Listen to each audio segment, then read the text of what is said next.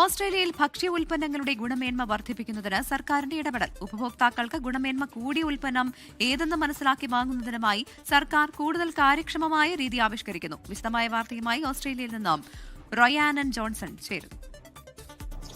ഓസ്ട്രേലിയയിൽ എല്ലാ ഭക്ഷ്യ ഉൽപ്പന്നങ്ങളിലും നിർബന്ധിത ഹെൽത്ത് സ്റ്റാർ റേറ്റിംഗ് കൊണ്ടുവരാനുള്ള നീക്കവുമായി ഫെഡറൽ സർക്കാർ മുന്നോട്ട്.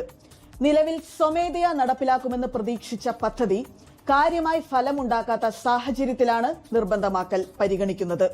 2026ഓടെ 70% ഉൽപ്പന്നങ്ങളിൽ സ്റ്റാർ റേറ്റിംഗ് ലഭിക്കാത്ത പക്ഷം നിയമ നടപടി സ്വീകരിക്കുമെന്ന് മുമ്പ് തീരുമാനിച്ചിരുന്നു.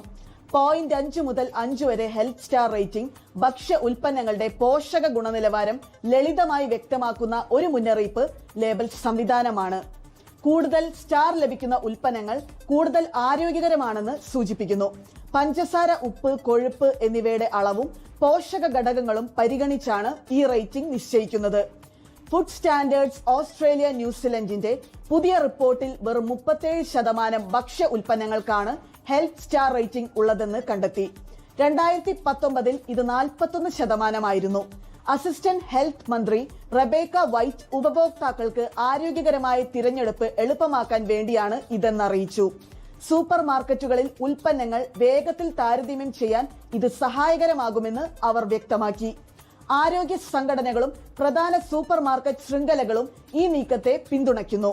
ഉപഭോക്താക്കൾക്ക് വ്യക്തമായ വിവരങ്ങൾ നൽകി ആരോഗ്യകരമായ ഭക്ഷണശീലങ്ങൾ പ്രോത്സാഹിപ്പിക്കുകയാണ് ലക്ഷ്യം.